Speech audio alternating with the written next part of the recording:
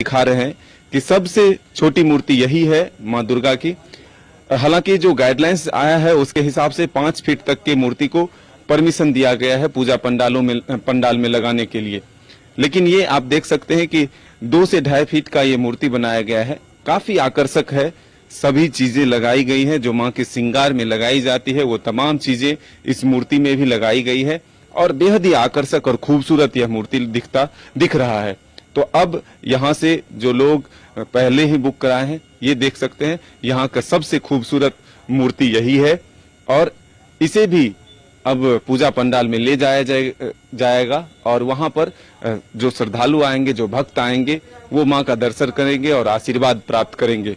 तो ये अब अंतिम रूप देते हुए मूर्तिकारों के द्वारा, खास करके माधवी पाल जिनके पति की मौत आज से कुछ वर्ष पहले हुई और उसके बाद उन्होंने इस स्टूडियो की जिम्मेदारी संभाली और काफी चुनौतियों के बाद खुद से मां दुर्गा की प्रतिमा लगातार बना रही है। तो आप देख सकते हैं और इनका साफ तौर पर कहना भी है कि मां की मूर्ति को एक मां से ज्यादा बेहतर नहीं समझ सकता, उनके दर्द को नहीं समझ सकता और इसलिए हम इस जो मूर्ति तैयार करते हैं उसमें बेहद ही आकर्षक और खूबसूरत तैयार कर पाते हैं। तो ये नजारा है कोकर स्थित माधवी पाल के स्टूडियो का कि देख सकते हैं कि छोटे से लेकर बड़े आकार के जो मूर्ति तैयार किए गए हैं सबों की अपनी अपनी खूबी है, खासियत है, अलग विशेषता है और इसी तरह से ये मूर्ति यहाँ पर देख सकते हैं। पीछे भी हम तस्वीर दिखाने की कोशिश करेंगे और माधवी पाल जी से भी बात करेंगे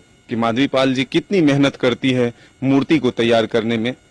माधवी पाल जी, ये बताइएगा कितना मेहनत लगता है माँ की मूर्ति को तैयार करने में, और आप भी एक महिला हैं तो आपसे ज्यादा अच्छा नहीं समझ सकता है कोई। मेहनत तो है, ये तो 7-8 महीना तो हम लोग का तो फ्री नहीं रहता है, काम में ही व्यस्त रहता है। 2-3 महीना है तो हम लोग माने फ्री रहता है, कहे कि होते 2-3 महीना फ्री रहता है, कितना आना जाना लाना दौड़ झप करने और अच्छा नहीं लगता, उसी टाइम थक जाता है। तो इसीलिए 2-3 महीना हम लोग छोड़ देता है, उसके बाद फिर शुरू कर देता है, पूजा मूर्ति बनाना शुरू कर देता है। इससे पहले क्या इतना छोटा दुर्गा जी का मूर्ति बनाया था? नहीं, हम तो कभी देखा नहीं। जो लोग घर में पूजा करता है वो लोग को ही देखा था, घर में छोटा पूजा जो होता है वही, यही फास्ट हम देखा है। इतना बड़ा सरकार जो गाइडलाइंस दिया तो कितनी परेशानी है? परेशान तो है, क्या कि मूर्ति नहीं बिकेगा तो परेशान नहीं है, इतना पैसा फसल है।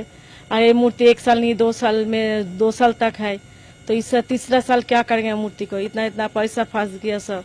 आखिरी रूप देर है, अंतिम हो गया, मूर्ति तैयारी हो गई? हाँ, तैयारी हो गया। कब से काल से सब कुछ मूर्ति चल गया, मोहल्ला का दिन कलश स्थापना का टाइम और बाद में कल जाएगा।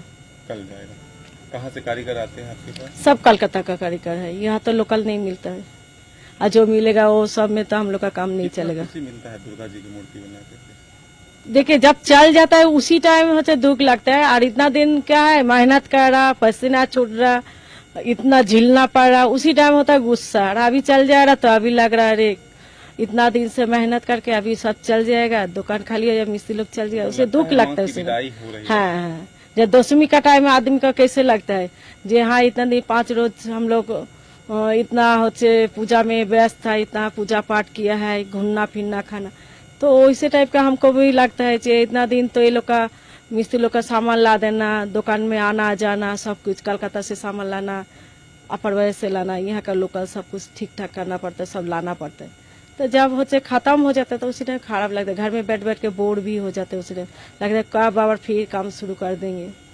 कि तब काम शुरू करने के बाद आबार टेंशन हो जाता है, बाप रे आबार फिर दुर्गा पूजा, आबार फिर काली पूजा, सरस्वती पूजा, और फिर टेंशन।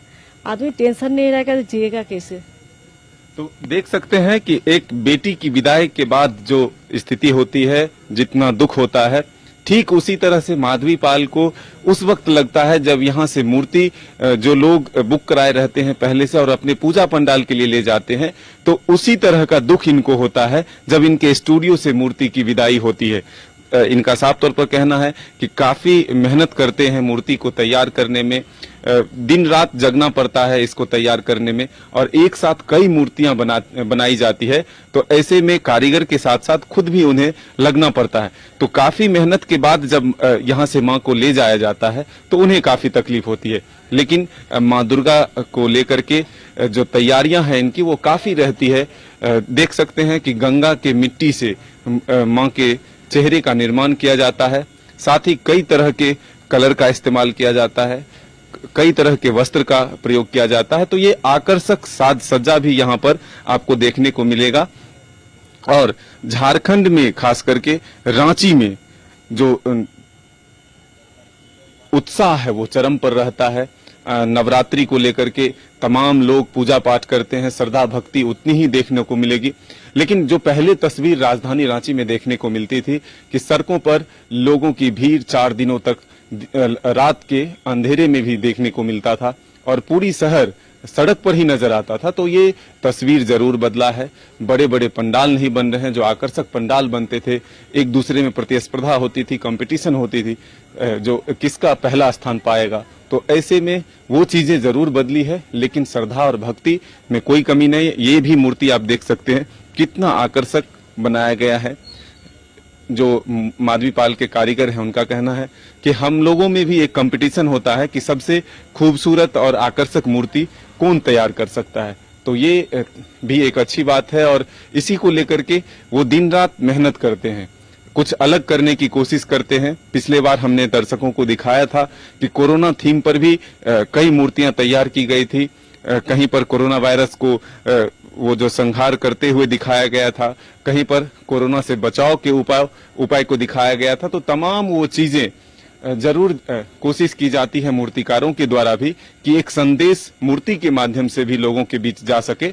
तो ये तस्वीर है माधवीपाल के मूर्ति स्टूडियो का। और भी जो कारीगर हैं उनसे भी हम जानेंगे जो आखिर किस तरह से वो मेहनत करते हैं और कितनी छोटी छोटी मूर्तियां यहाँ बनाई गई हैं। आप देख सकते हैं आकर्षक मूर्तियां तैयार की गई है और वो भी सरकार के गाइडलाइंस के हिसाब से ही यहाँ पर तैयार की गई है। तो अब जब यह पूजा पंडाल पहुंचेगा तब श्रद्धालु यहाँ पर दर्शन के लिए आएंगे।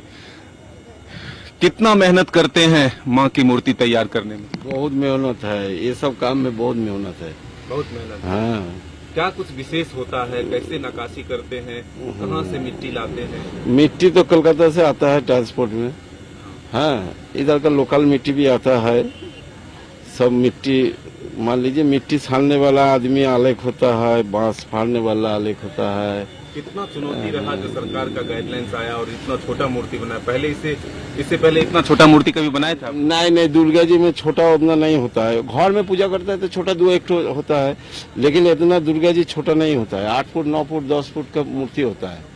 लेकिन ये सबसे छोटा मूर्ति बनाया है तो कैसा लग रहा था? जब अच्छा नहीं लग रहा, पैसा भी कम है, मालिक को भी नुकसान है, हम लोग को भी पैसा देने में मालिक को कष्ट होता है।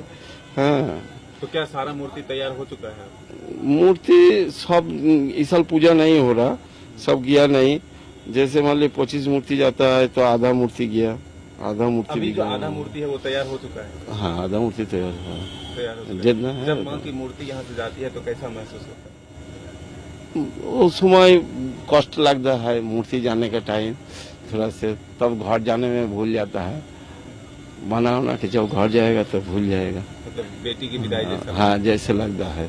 जितना मेहनत किया, इतना सजाया, इतना सब कुछ किया, जब उठता है तो ऐसे वो आंसू आ जाता है, लेकिन संभाल के रहना पड़ता है, क्या करेगा। देखिए, कारीगर का भी अपना दर्द होता है कि जिस तरह से बेटी की विदाई होती है और उस वक्त जो आंखों में आंसू आता है, जो दर्द होता है, वो यहाँ से इनकी जब मूर्ति की विदाई होती है, यानी जब मूर्ति यहाँ से लोग ले जाते हैं, तो उस वक्त इनके आंखों से वो दर्द छलकता है। इन्हें भी दर्द होता है, अफसोस होता है कि काश ये मूर्ति मेरे ही पास होता और मैं ही इसका यहाँ पर पूजा करता।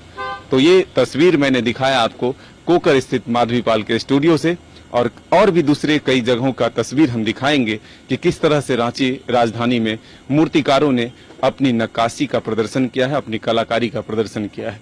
कैमरा पर्सन संजय के साथ मदन सिंह, न्यूज बायस्कोप, रांची।